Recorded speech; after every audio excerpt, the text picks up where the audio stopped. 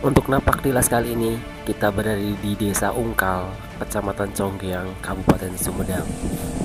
Masih ingat legenda Dayang Sumbi atau yang disebut Dimas Gedeng Larang Tunjung Ubang, yang terkenal dengan kisah cinta terlarangnya bersama Sang Kuryang yang tidak lain adalah putranya sendiri. Ternyata patilisan Dayang Sumbi ini juga terdapat di Sumedang, tepatnya di wilayah Desa Ungkal, Kecamatan Conggeang. Menurut cerita patilisan, Dayang Sumbi dulu ditemukan oleh Eyang Nayapatra yang sekarang dikeramatkan bersama dengan Eyang Purwagati. Pak Suma sebagai juru kunci makam keramat mengatakan sejarah ditemukannya patilisan Dayang Sumbi ini berawal dari Eyang Nayapatra yang konon memiliki kerbau paling banyak waktu itu. Ketika kerbau-kerbau itu sedang digembalakan oleh sang pengembala, masuklah ke area yang terdapat sumber mata airnya. Ketika gerombolan kalau kerbau masuk ke area yang ada di sumur keramat dan meminum tersebut, tiba-tiba saja kerbau tersebut banyak yang mati setelah meminum air kahuripan. Adanya kejadian itu, Eyang Nayapatra merasa bingung karena waktu itu area tersebut belum diketahui jika tempat keramat. Selanjutnya, Eyang Nayapatra pun bertirakat dan bersemedi untuk mengetahui fenomena yang terjadi waktu itu. Setelah bersemedi, akhirnya beliau mendapatkan jawaban bahwa tempat tersebut adalah penunggalnya dikuasai oleh Dimas Gedeng Larang Tunjung Ubang atau alias Dimas Dayang Sumbi. Setelah bersemedi, akhirnya beliau mendapatkan jawaban bahwa tempat tersebut ada penunggu dan dikuasai oleh Dimas Gedeng Larang Tunjung Ubang atau alias Dimas Dayang Sumbi.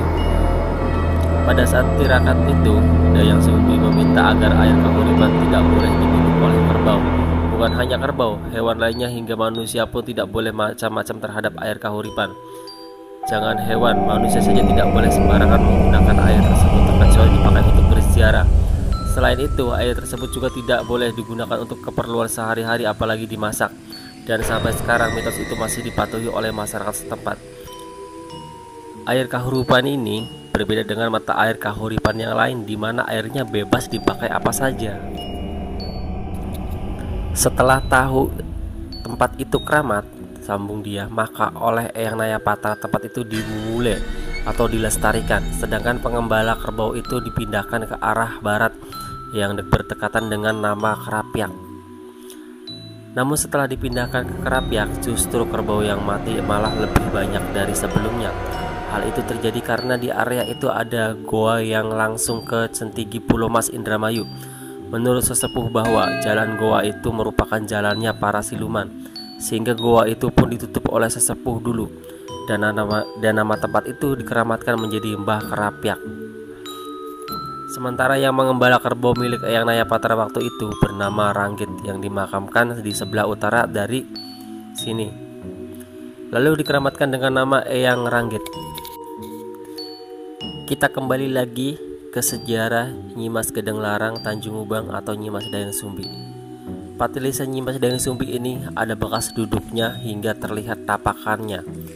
Dulunya, menurut cerita, ketika Sang Kuryang melihat ada wanita saking cantiknya, Sang Kuryang menumpuk batu agar bisa terlihat kecantikan Dayang Sumbi. Maka disebut batu itu Batu Manggung dan masih ada. Sang Kuryang sudah berupaya untuk melihat Dayang Sumbi dengan menumpukan batu, namun tetap saja tidak terlihat. Dulu, untuk pembuktian cinta ke Dayang Sumbi, Sang Kuryang berjanji akan membuat candi dan bendungan, tetapi niatnya tidak terlaksana karena matahari terbit.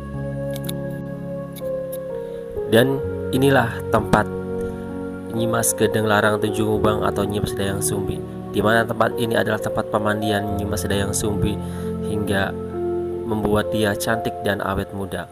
Dan masyarakat sekitar percaya siapa saja yang memandi atau meminum air tersebut, maka dia bakal awet muda dan dijauhkan dari yang namanya malapetaka.